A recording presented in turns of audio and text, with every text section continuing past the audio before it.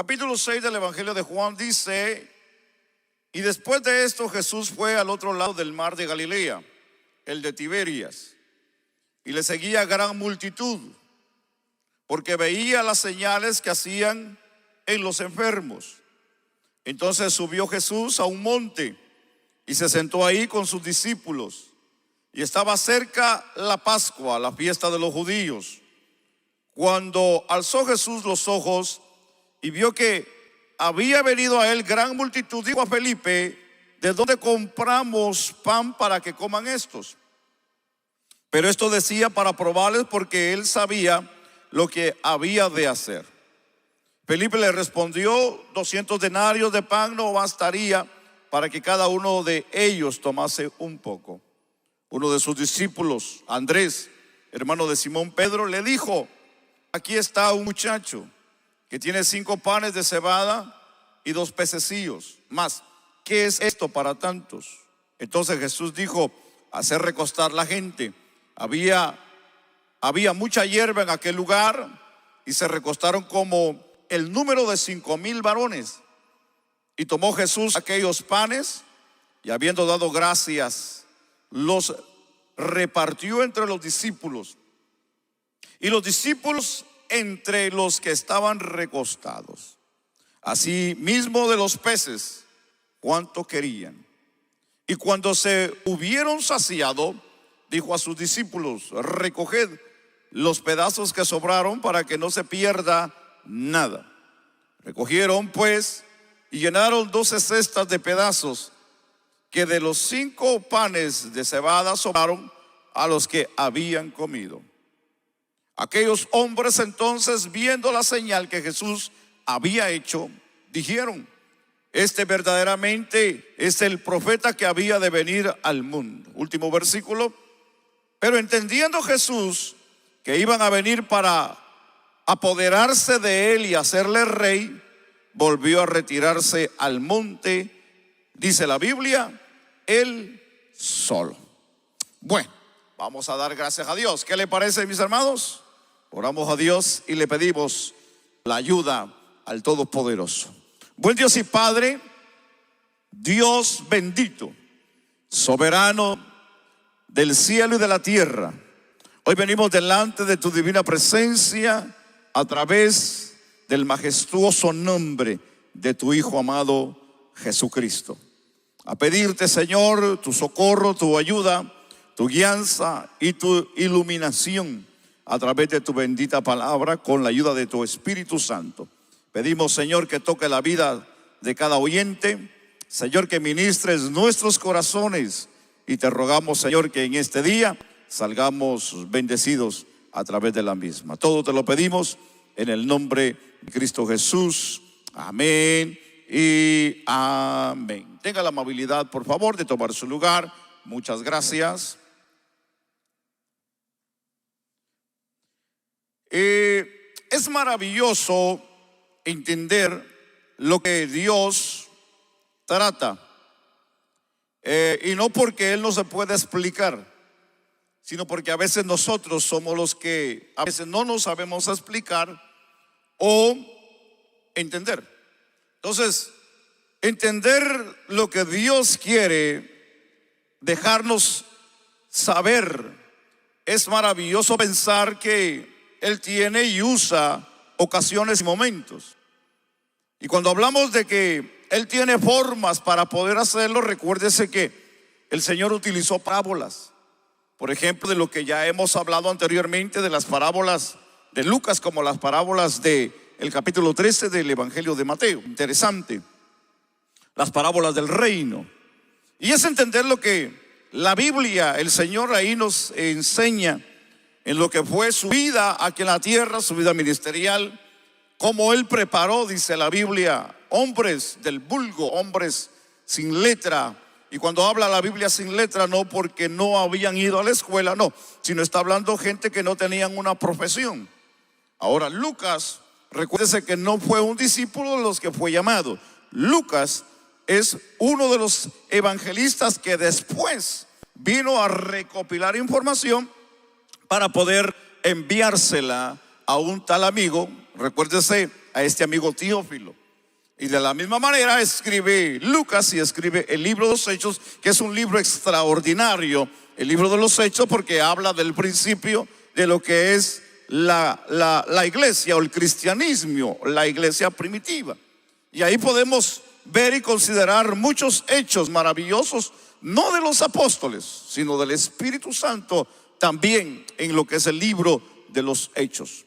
Es interesante pensar de lo que el Señor trata, de lo que Él quiere establecer dentro de la iglesia.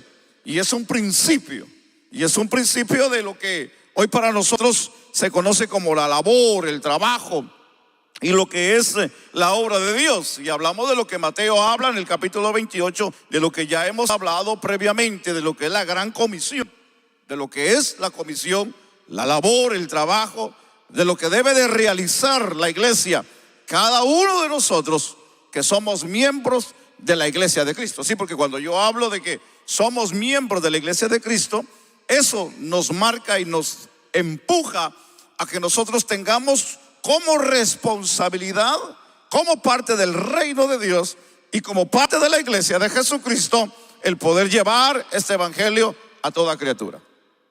Ahora, si uno o si usted o yo no nos consideramos parte del reino de Dios, usted tranquilo, que el compromiso no es con usted. Pero si el compromiso hoy está sobre sus hombros como hijo de Dios, es que nosotros tenemos que realizar esa labor. Entonces, cuando nosotros entendemos lo que el Señor viene a establecer en la vida del pueblo, en la vida de los discípulos, es poder entender que Él venía con un propósito y con un fin. Número uno, entendamos que Él vino a buscar y a salvar lo que se había perdido. Y por lo visto, a la conclusión de la Biblia lo encontró. Y ese fue usted y soy yo.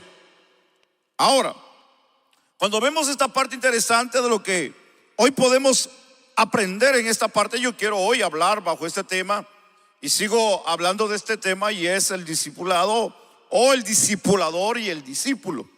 Y aquí hablamos de un punto importante, es el crecimiento. Pero aquí vamos a considerar un tema importantísimo en esta parte, y es Jesús nos quiere usar. Ese es el tema que yo quiero hablar con ustedes. Jesús nos quiere usar. Entonces, entendamos que Dios, el Padre, que es el proveedor de todas las cosas que se requiere o se realizarán o se realizan dentro de la obra del Señor, es entender que Él es el Todopoderoso, que habiendo enviado al Redentor, a nuestro amado y bendito Señor Jesucristo, es el que manifiesta su poder y su misericordia para que los que podamos nosotros hoy seguir, podamos ser o seamos parte de la obra de salvación a la vida del hombre. Entonces, de esta manera mencionamos que recogiendo el fruto de lo que fue y es la muerte de Cristo, que se levantó en victoria, nosotros hoy somos parte de este gran privilegio, de esta gran cosecha, si así podemos hoy llamarla, cosecha, de este recogimiento de lo que viene como resultado la muerte de Cristo cuando alguien cree en Él como su Salvador. Entonces, cuando nosotros consideramos esta parte, hay que entender que cada individuo, cada persona siempre tendrá una necesidad. Yo no sé usted, no sé cómo usted llegó a los caminos de Dios, cómo llegó al evangelio, cómo llegó usted por primera vez a la iglesia cuando se le habló de Cristo o cuando usted entregó su vida a Cristo. Cuando yo llegué, le voy a ser sincero y quiero hablar de mi persona. Cuando yo llegué a la iglesia por primera vez, yo llegué necesitado de comida, llegué necesitado de ropa, llegué necesitado de vivienda. Pero una de las cosas más necesitado de lo que yo iba era del alma. Entonces, cuando yo llegué a la iglesia, yo no me fijé si me iban a suplir esto, si me iban a suplir aquello. No. Yo no iba pensando eso. Yo iba pensando en mi necesidad interna dentro de mi persona.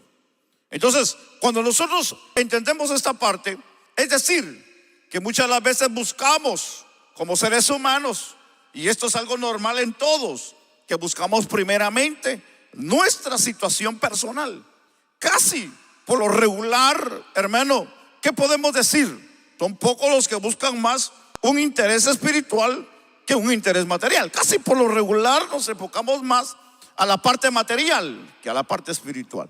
Entonces, cuando nosotros consideramos aquí, es entender el cuadro bíblico que hoy nos ayuda a entender la multitud que seguía a Jesús. Porque si usted leyó conmigo desde el principio, la Biblia nos enseña, mis amados hermanos, vaya conmigo a la Biblia, y dice en el versículo 2: y le seguía gran multitud, porque veía las señales que hacía, dice la Biblia, en los enfermos.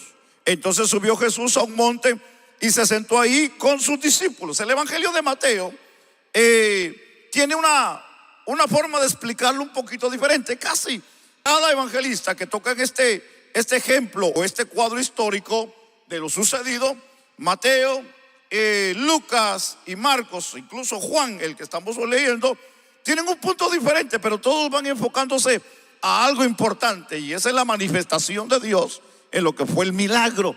Pero hay varios puntos que nos fascinan entender para poder entender lo que queremos hoy armar, si así podemos llamarle, este pequeño rompecabezas de lo que Dios quiere hoy ministrar a nuestras vidas.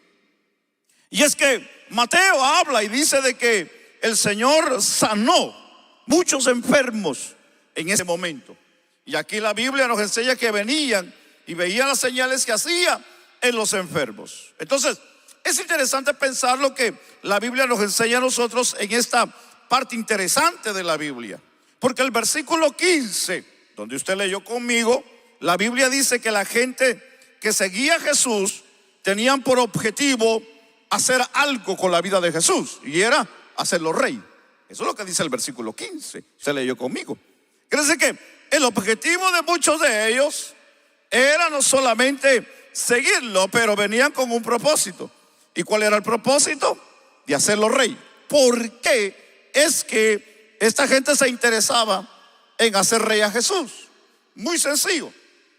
Porque Israel estaba bajo el yugo romano. Israel no tenía rey. Recuérdese que Israel estaba viviendo en forma de cautivo. Entonces para ellos no era una vida libre que ellos tenían. Tenían privilegios como religión, pero no tenían privilegio para votar ni para opinar, porque había un emperador sobre ellos, y era el emperador de Roma. Y ellos se tenían que sujetar a todo lo establecido por las leyes romanas. Entonces, para ellos, cuando vieron a la persona de Jesús manifestarse, ellos pensaban que en realidad era el rey que venía, y lo querían como hacerlo y ascenderlo y hacer fiesta como el rey de los judíos. Mas el Señor sabía y conocía el corazón de cada uno de ellos, cuál era la intención, la cual vemos que al final de la lectura que dimos, el Señor viene y se aparta de ellos, porque la intención de ellos no era una intención del alma, del espíritu, sino más bien era una intención más que todo material y física, de aquel Señor no venía en ese momento a realizar ese trabajo, aunque no queremos descartar bíblicamente que la Biblia dice que Él es el Rey y que Él es el Señor de todos. Alabado el nombre de Jesús. Ahora, que Él no se haya humanamente coronado como Rey como ellos lo esperaban, pero Él era el Rey y seguirá siendo el Rey. El que lo quiera aceptar o no lo quiera aceptar, la Biblia dice que Él es el Rey de reyes y Señor de señores.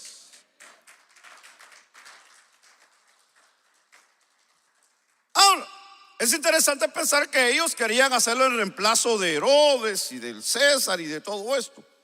Pero entendamos aquí lo que él sabía. Sin embargo, el Señor aprovecha esta opresión, si podemos llamarle social, porque era un problema social de lo que estaba pasando. Él sabía, sin embargo, el Señor aprovechaba esta motivación para anunciarles el evangelio. El Señor siempre utilizó las ocasiones para poderles enseñar.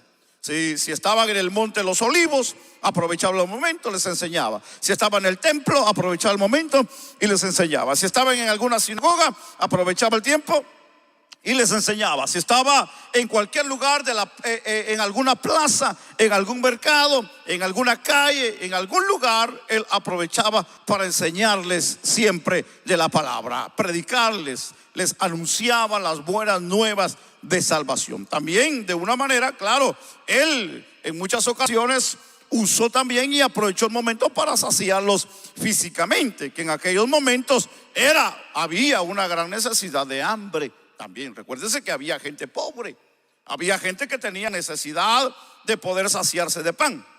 Ahora, entendamos esta parte, porque cuando nosotros vemos la historia que hemos considerado hoy, aquí hay un cuadro, porque la Biblia dice que venían cantidad de gente y que la Biblia dice que ellos vieron, el Señor vio la necesidad y los discípulos que ellos no habían comido. Pero Mateo dice que cuando ya estaba oscureciendo, uno de sus discípulos dice que le dijo al Señor: Señor, despide a la multitud porque ya se hizo tarde, y diles que vayan a comprar pan a los pueblos que están cercanos. Y así, de una manera, él decir, pues nos quitamos de este problema, porque cómo vamos a alimentar esta gran cantidad de gente. Y en Mateo el Señor le dice a los discípulos: denle ustedes de comer.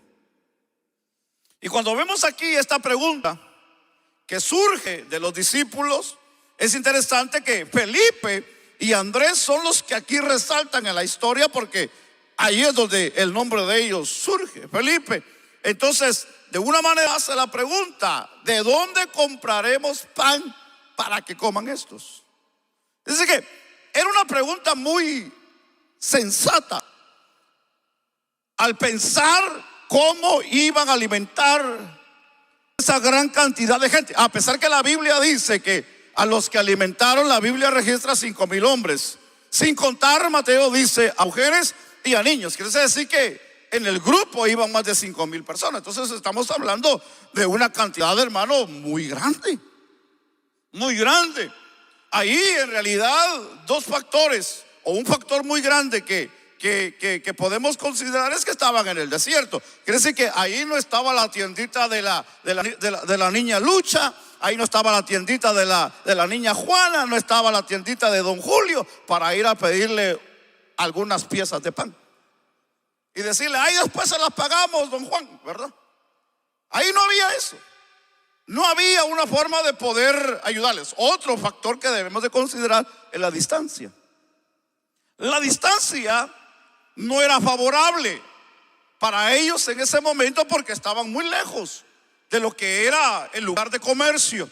Y aún si así fuese, es entender que más adelante en la respuesta de Felipe, uno de los discípulos fue dando a conocer que si aún hubiese una forma de poder saciarlos, él dijo: no bastaría, no fuera suficiente 200 denarios para poder darle de comer a toda esta gente. Y 200 denarios es una forma de poder definir aproximadamente un año de trabajo laboralmente, hablando del mínimo. Entonces, difícilmente el trabajo de un año no bastaría para alimentar a esta gente en una sola sentada. Quiere decir que si esta gente hubiera permanecido más tiempo, se le tenía que haber dado 2 veces de comida, pues. Entonces estamos hablando de que no hubiese una forma completa para haber saciado a toda esta gente. No sé si me estoy explicando con esta parte. Difícilmente, humanamente hablando, era difícil el poder ayudar a toda esta gente. Sin embargo, mis amados hermanos, esto nos ayuda a entender aquí, hermano, un poco, y esto nos tomaría, ¿cómo podemos llamar? Un poco de tiempo para poder explicarlo. Pero yo quiero hoy explicárselo así rápidamente en nuestras palabras. Y es que muchas de las veces lo que este discípulo trata de la manera de decir es algo muy adentro, muy a profundo, y de lo que para nosotros hoy es importante entender. Y es que en este caso, porque hay necesidad de la vida del hombre, que no todo es el dinero. No todas nuestras necesidades se pueden, hermano, solucionar con dinero. Este es un caso. Este es un caso que aquí el dinero no era tal vez un factor si hubiese sido de esta manera. Porque si se hubiera tenido los 200 denarios, eso no hubiera alcanzado para poder comprar lo que ellos necesitaban en realidad. Y si lo hubieran tenido, podemos decir de que hubieran saciado la necesidad de toda esta gente. Pero hay que considerar algo interesante en esta historia, de que muchas de las veces las necesidades del hombre, muchas de las veces no se pueden solucionar con dinero. El dinero no es lo suficiente para resolver muchas de las veces o muchas de las ocasiones nuestras necesidades. ¿Por qué? Porque cuando nosotros entendemos la parte que nos enseña la Biblia, y voy a narrarlo de esta manera, es que aparece en el grupo de gente un jovencito, porque a la solución que se está buscando para saciar a la gente no hay ninguna. No hay soluciones, pero existe, sale una, resurge una. ¿Cómo fue? No lo sabemos. La Biblia no lo registra. ¿Cómo es que pudieron encontrar esa solución?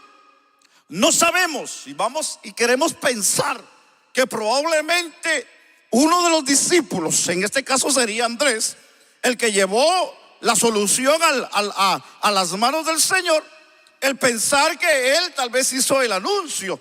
Y probablemente pudo haber gritado a la multitud: ¿cuántos trajeron comida? ¿Cuántos trajeron de comer? ¿Alguien trajo pan? ¿Alguien trajo algo para poder saciar a toda esta gente? Pudiese haber sucedido, porque yo pienso de que los discípulos no le dijeron: bueno, vamos a registrar a todos para ver quién trae comida. Pues estamos hablando de que no eran 100 ni eran 200, eran más de 5,000 personas. Entonces la pequeña solución, y ¿cómo podemos nosotros llamar, verdad? Esa puerta que se abrió a la necesidad fue muy pequeña, porque de una manera surge un joven y dice: yo traigo 5 panes y yo traigo 3 pececillos. Y eso creo que al muchos escuchar eso, pienso que probablemente hasta se rieron. Dijeron: ¿cómo es que esos panes y esos pececillos nos van a alcanzar para comer todo esto? Sin embargo, eso lo agarró el discípulo y lo lleva a las manos del Señor y dice: esto es lo que tenemos, como una forma como una acción B, ¿verdad? Como una alternativa B. Decir: es todo lo que tenemos, maestro. Y probablemente si el Señor, en este caso, como le pudo haber pasado a la mujer adúltera, cuando la llevaron al Señor aquellos hombres, ¿se recuerda? Y que le dijeron: mira, hallamos esta mujer en adulterio, como nos manda la ley, y nos dice que tenemos que apedrearla. Ahí les falló algo, y es que no se llevaron al adúltero, sino se llevaron solamente a la adúltera, pues. Y la Biblia dice que cuando él vio que ellos estaban acusando a la mujer, él se agacha y comienza a escribir, y comienza de alguna manera a hablarles, y comienza a redarguirles la palabra que les decía. Entonces dice la Biblia que cada uno comenzó a tirar su piedra y se fue alejando. El Señor le había dicho: bueno, mujer, yo no tengo pecado, porque lo que el Señor les estaba redarguyendo es que si alguien estaba limpio de pecado, que tirara la primera piedra. Y como iban infectados de pecado, no se atrevieron, pues. No se atrevieron a levantar la mano con aquella mujer. El Señor hubiera dicho: bueno, pero como yo estoy libre de pecado, agárrate, porque ahí te va la primera piedra. Él la hubiera matado. Sin embargo, no fue así. Los discípulos, cuando llevaron el pan y los pececillos, por cierto, para acabarla, hermano, en este caso, los panes, dice la Biblia, que eran de cebada. Y la cebada era lo que comía la gente pobre, los de bajos recursos, los que iban al día. Eso quiere decir que uno de las multitudes iba preparado, pero era humilde, llevaba prácticamente lo más sencillo que alguien en aquellos tiempos podía comer. Sin embargo, llevaba pues de comer. El Señor me ha dicho, bueno, como ustedes, ¿verdad?, no hicieron nada para conseguir de comer, pues tráiganme esos 5 panes y esos 3 pececillos, que yo sí tengo hambre, y a ver cómo ustedes le hacen para comer. No, el Señor no dijo eso. El Señor no dijo eso, sino que viendo la necesidad y como de una manera considerando y viendo el gran gentío que había, porque la Biblia dice, sí, recuérdese que la Biblia dice que tuvo compasión de toda aquella gente porque los miraba como ovejas sin pastor. Entonces, entender la historia es fascinante, porque la Biblia nos enseña que el Señor viene y en aquella pequeña solución que se le da para poder ayudar a aquel gentío, hermano, el Señor viene y hace el milagro, pues. Cuando el Señor le pasa el pan y esos pececillos por sus manos, sucede el gran milagro que la gente en realidad no se esperaba. Y aquí nosotros podemos ver algo interesante, porque cuando vemos este cuadro maravilloso, vemos cómo el Señor hace el milagro y abunda el pan y los peces. Entonces hoy nosotros debemos de entender algo interesante y fascinante en esta parte, mis amados hermanos. Y es que el dinero no es la solución muchas de las veces a nuestros grandes problemas. Muchas de las veces, hermano, no es lo que nosotros podamos ganar, no es lo que nosotros podamos tener. Muchas de las veces, hermano, no es lo que nos va a traer la felicidad, porque el problema del hombre es que piensa y cree que porque muchas de las veces, porque pueda tener mucho, pueda ser feliz. No nos confundamos en esa parte. Hay cosas en la vida que materialmente no nos va a traer felicidad, ni mucho menos paz, ni mucho menos, hermanos, satisfacción a la vida. El hombre busca la felicidad en las calles, lo busca a través del licor, lo busca a través, hermano, del tabaco, lo busca a través de la droga. El matrimonio, hermano, que no vive en un acuerdo, busca de una manera satisfacer su necesidad fuera del matrimonio. Muchas de las veces queremos de una manera tal vez vivir alegremente, pero muchas de las veces el hombre la busca equivocadamente. Cuando hablamos de que el dinero no es el todo, es que el dinero no puede traer la felicidad al hombre. Y si la trae momentánea. Y si la trae por un rato. El hombre tiene que volver una vez más a ingerir, a tomar y hacer aquello que lo hizo feliz 1 y 2 y 3 y 4 y todas las veces que sea, para sentirse bien. Jesús fue claro en esa parte, hablando de la paz. El Señor dijo: mis pasos doy, mis pasos dejo, no como el mundo. Jesús dijo: la da, yo os la doy. Entonces la paz del mundo y lo que el mundo ofrece es ficticio. Hoy está y mañana no está. Hay que volverlo a hacer para poder disfrutar. Pero en Cristo las cosas son diferentes. Entonces, entender que el dinero es importante. El dinero es un factor de mucha importancia. Lastimosamente no puede llenar todas nuestras perspectivas de la vida. El dinero no nos puede hacer felices. El dinero no nos puede salvar. No nos puede llevar a Dios. El dinero no nos puede acercar a Dios, amados hermanos. Entonces, de una manera, Andrés creyó encontrar una solución, pero se encontró que su alternativa era insuficiente.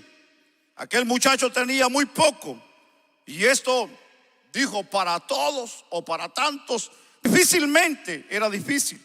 Jesús toma aquel poco, el versículo 10 nos ayuda a entender esta parte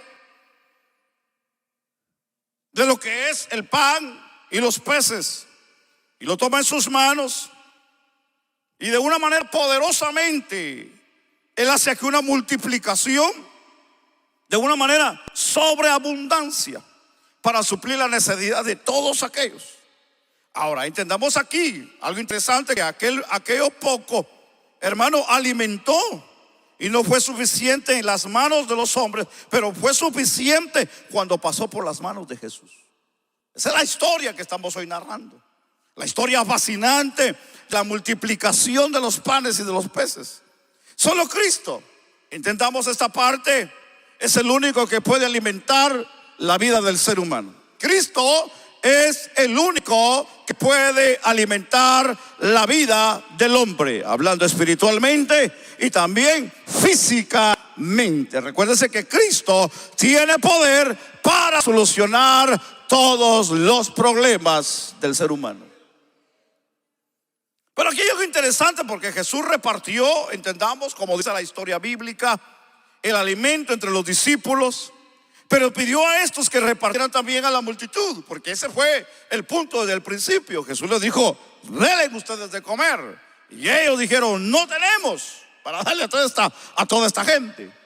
Ahí hay una enseñanza interesante del muchacho que iba preparado, porque si hablamos de discípulos, si hablamos de discipuladores, y entender de que muchas de las veces el discipulador, en vez de poder vivir una vida preparada y tener una forma de vida adecuada para poder ministrar en cualquier momento de necesidad, muchas de las veces el problema que hoy tenemos en la actualidad es que muchos discipuladores carecen de conocimiento y carecen de entrega y de servicio para poder ministrar a otros en el momento de necesidad. Entonces, hoy en la actualidad nosotros tenemos un problema grande. Sí tenemos un problema grande, señores. Y el problema grande como iglesia es que no toda la gente está lista para poder ministrar. Aunque se cree, y aunque se dice, y aunque se fomente, y aunque se pueda divulgar, y aunque tal vez aparentemente se puede ver, no todos de corazón estamos listos. Porque para poder ser discipuladores, una de las cosas que debemos de hoy de entender son dos cosas bien importantes. Número uno de ellas es, hermanos, tener el amor. El amor es un factor muy importante en la vida de un discipulador. Porque bajo el amor es que va a haber la necesidad para poder accionar. Si no hay amor, no hay acción. Si no hay amor, no hay acción. Debe de haber amor. ¿Amor para quién? Para el prójimo. Pero para eso tenemos que tener el amor de Dios, porque el amor de Dios en la vida de nosotros es el que podemos nosotros accionar para poder darles amor a los demás. ¿Cómo podemos decir que amamos a alguien, mis amados hermanos, en este caso, cuando el amor de Dios no está en nosotros? Sabiendo que nosotros como discípulos del Señor, en este caso, debemos de seguir las pisadas del Maestro. Pero para seguir las pisadas del Maestro, el Señor mismo dijo: el que quiera venir en pos de mí, niéguese a sí mismo, tome su cruz cada día y sígame. La vida del cristiano es una vida de gozo, de alegría, de victorias, pero también es una vida de entrega. Es una vida de sacrificio. Es una vida donde nosotros debemos de, muchas de las veces, de abstenernos de algunas cosas para poder servir a Dios. Y ahí es donde mucha gente no quiere entrar, porque dice: no, yo no quiero entrar porque este es un compromiso. Claro que debe de ser un compromiso con Dios. Claro que sí. El servir a Dios es un compromiso y debe de serlo.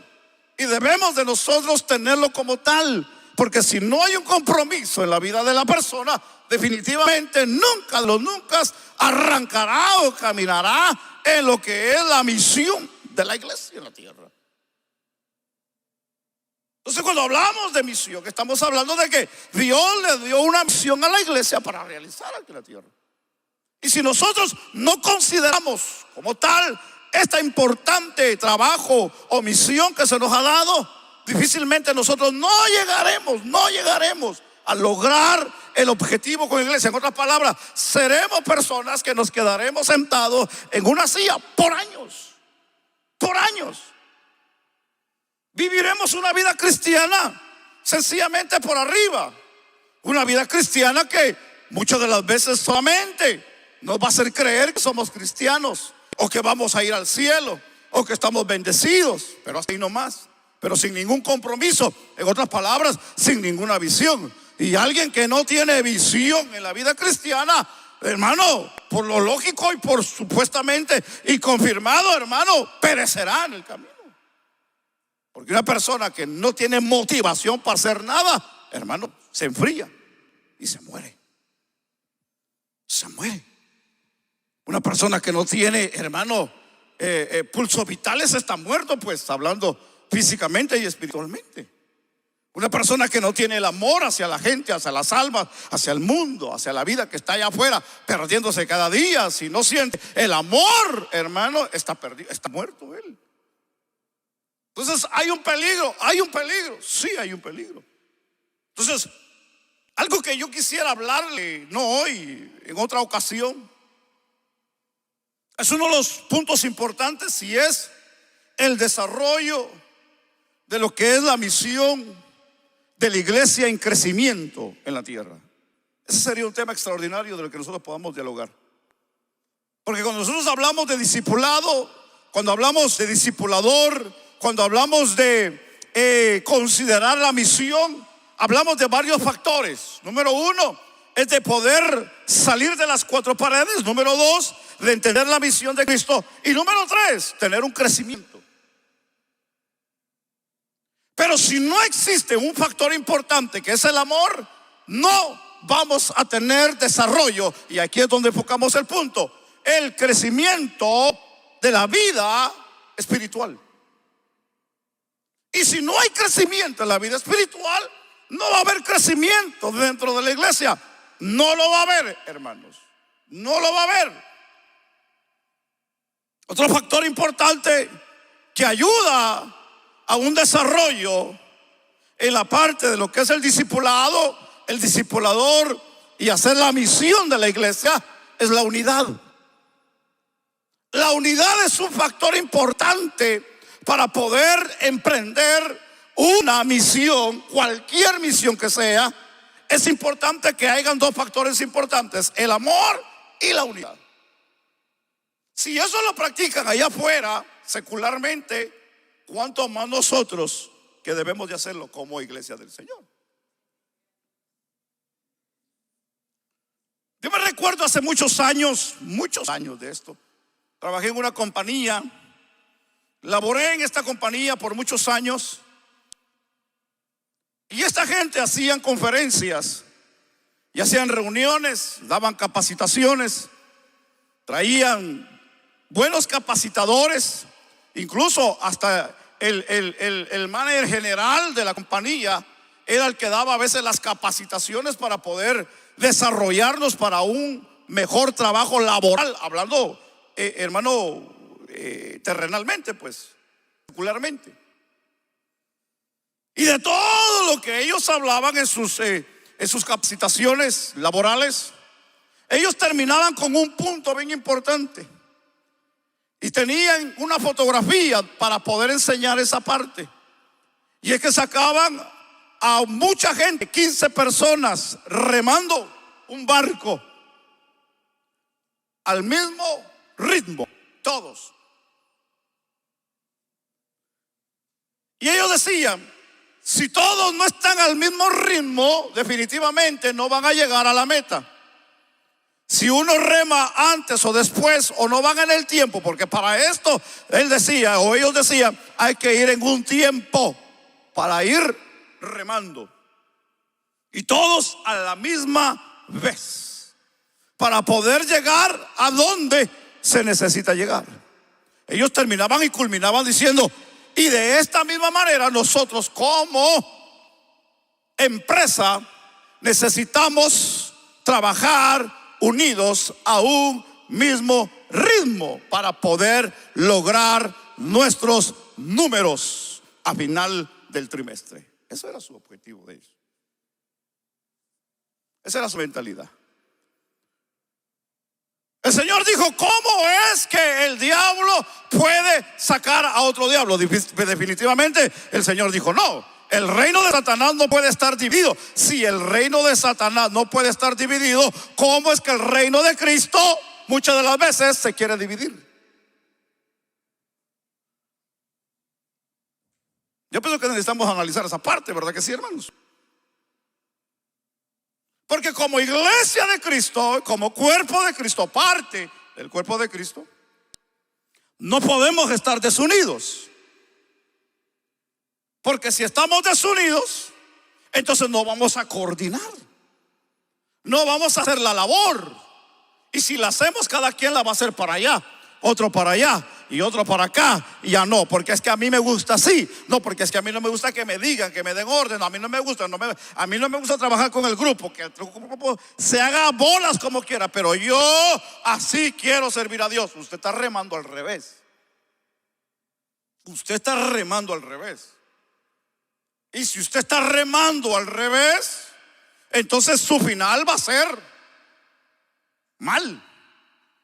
No solamente se va a echar a perder, usted puede echar a perder otros.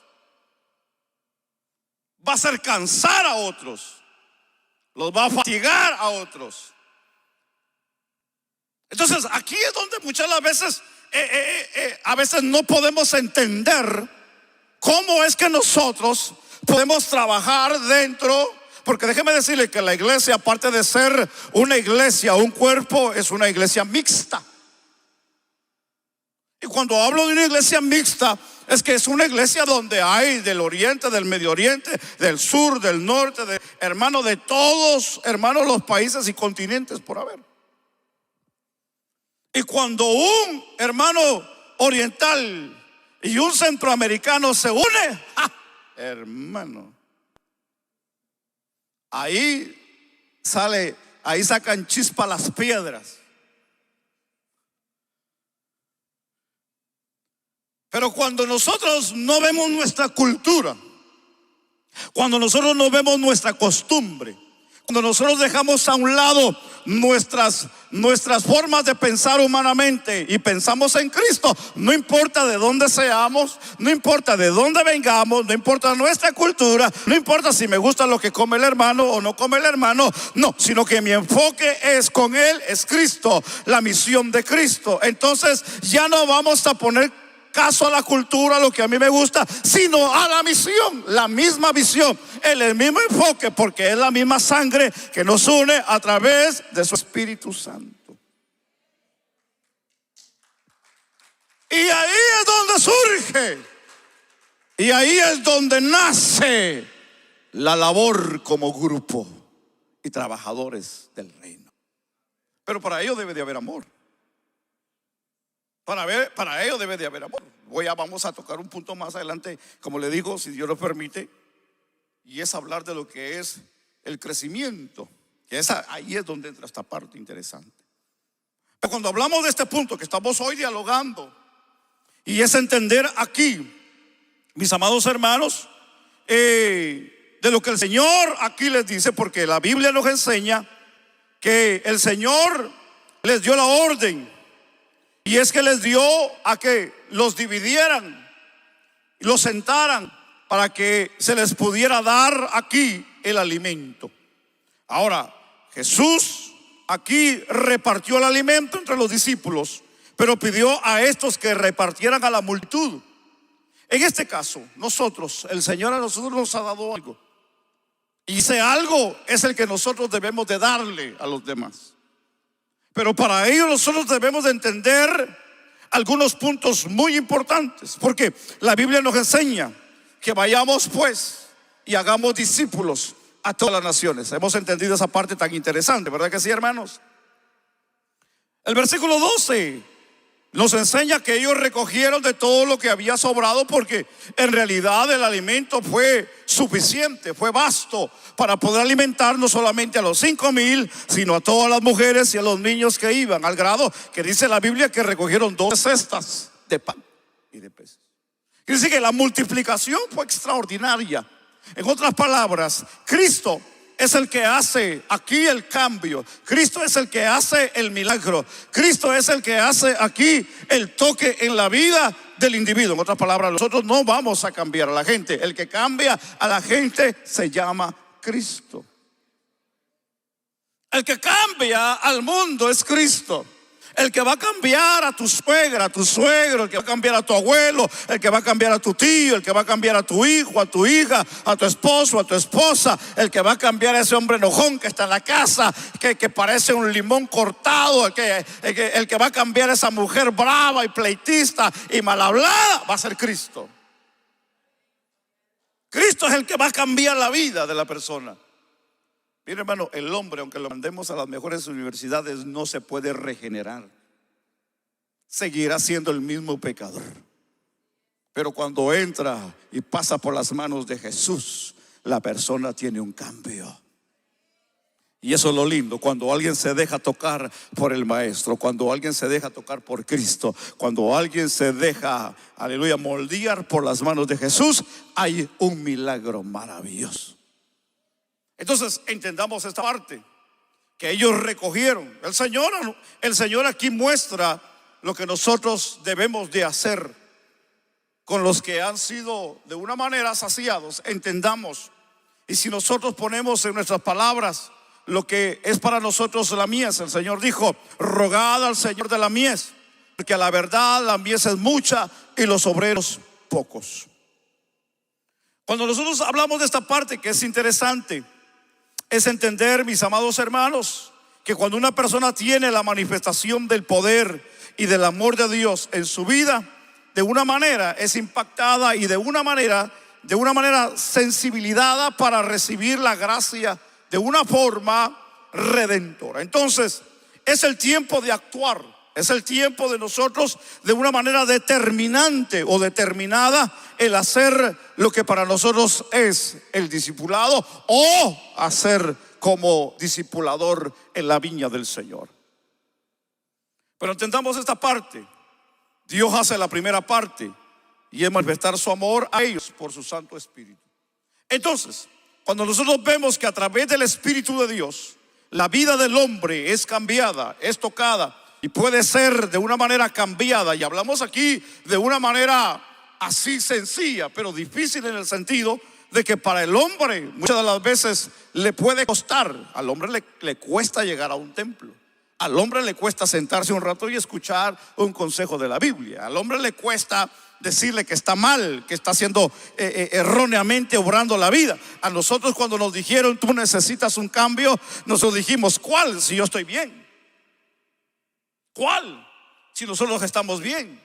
Yo no sé en el caso suyo. Yo dije que yo siempre estaba bien, pero no entendía hasta que llegué a la luz de la palabra y me di cuenta que yo estaba perdido, que yo necesitaba un Salvador, que yo estaba en pecado y necesitaba al Salvador, y ese era Cristo.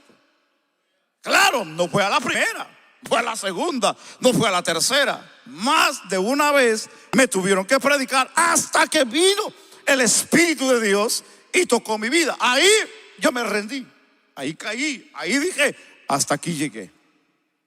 Pero gloria a Dios por ese día. Ahora nosotros hacemos lo que sigue, y es recoger.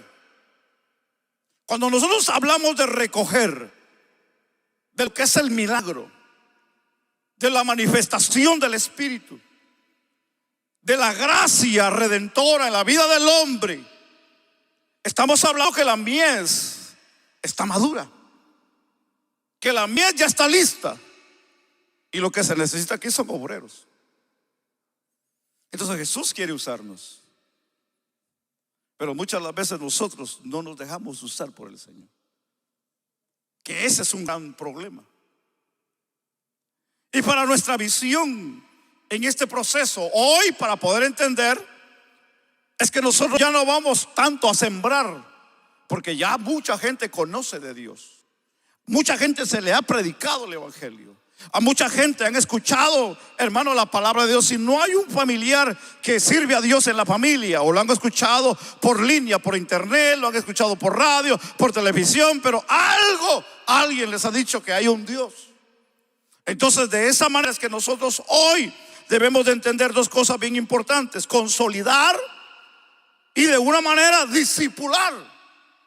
Y cuando hablamos de considerar, estamos hablando aquí de lo que es el evangelismo efectivo, de lo que nosotros podemos llamar aquí, mis amados hermanos, contemporáneo. Y cuando hablamos aquí del evangelismo efectivo contemporáneo, estamos hablando de este tiempo.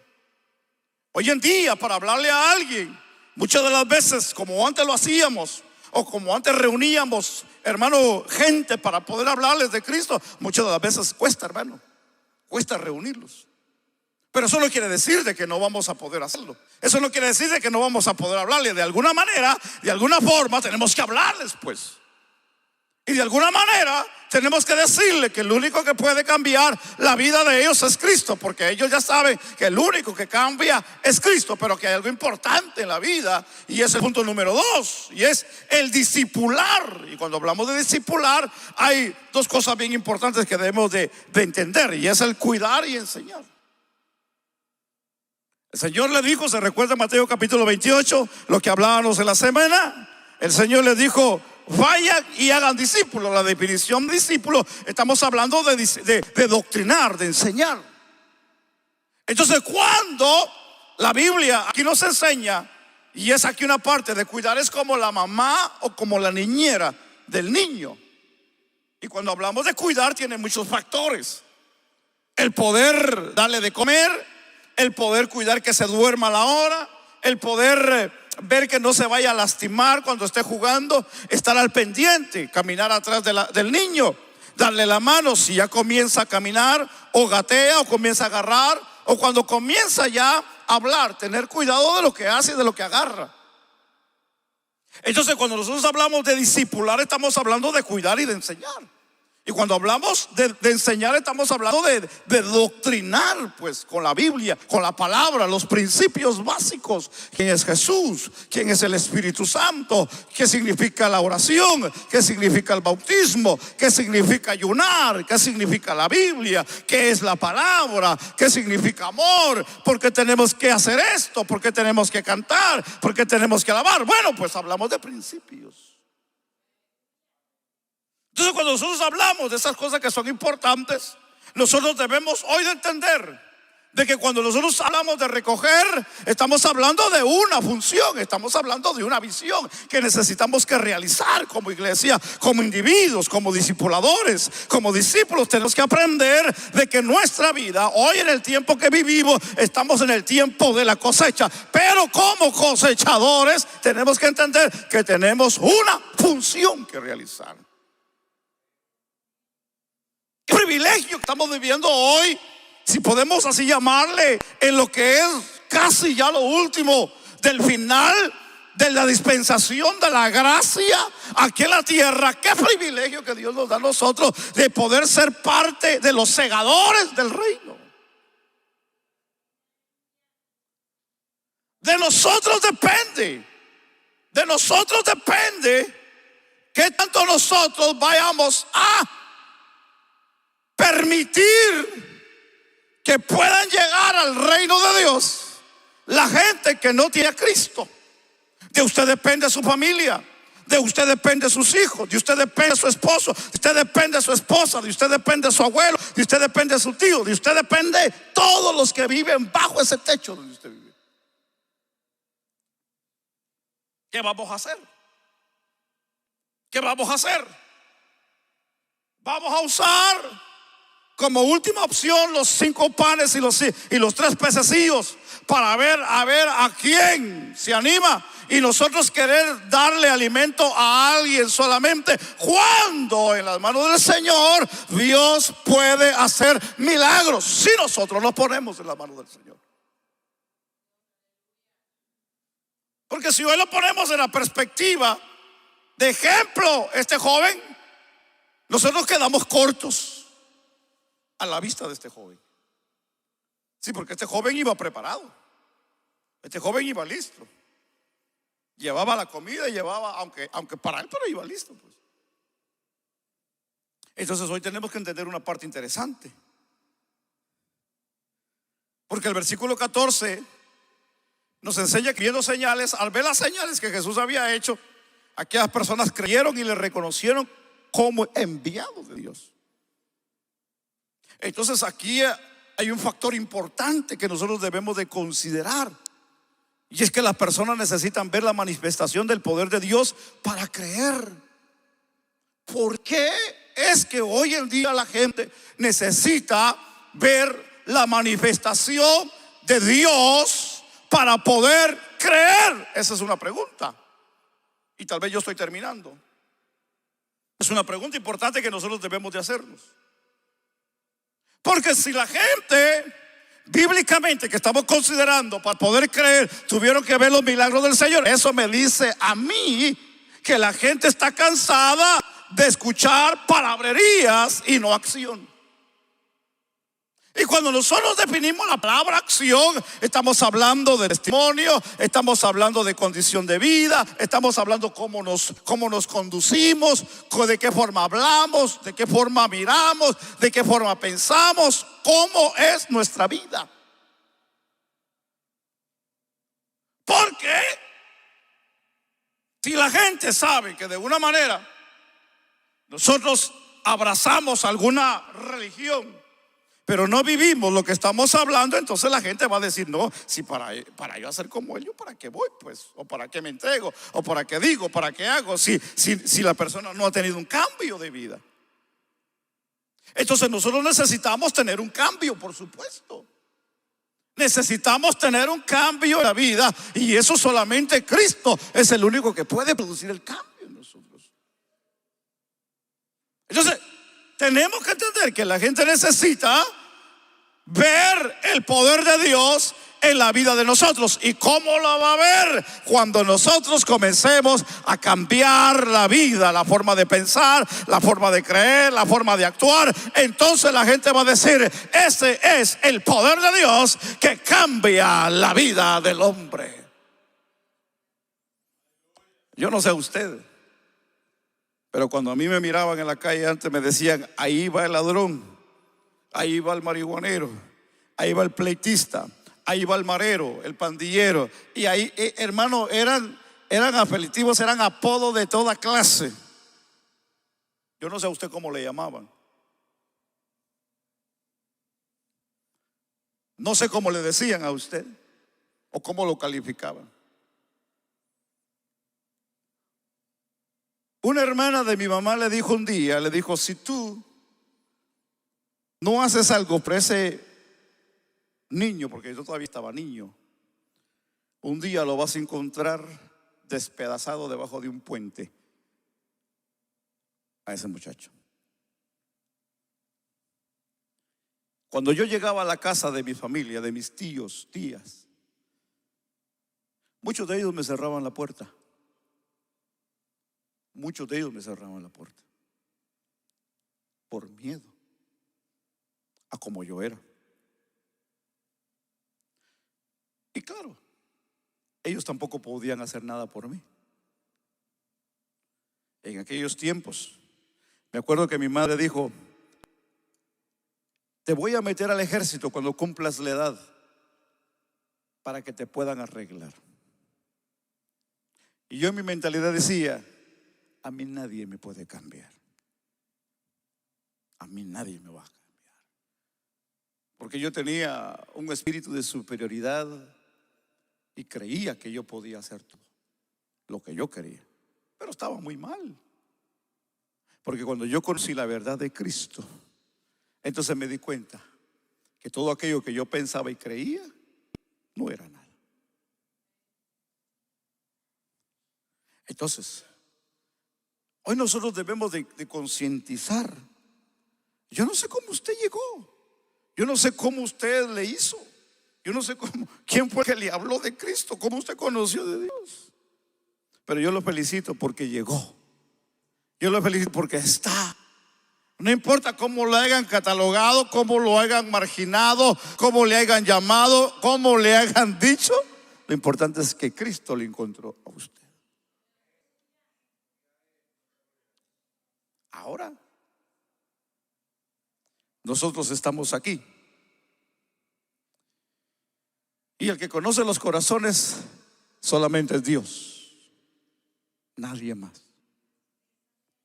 Dios es el que conoce los corazones.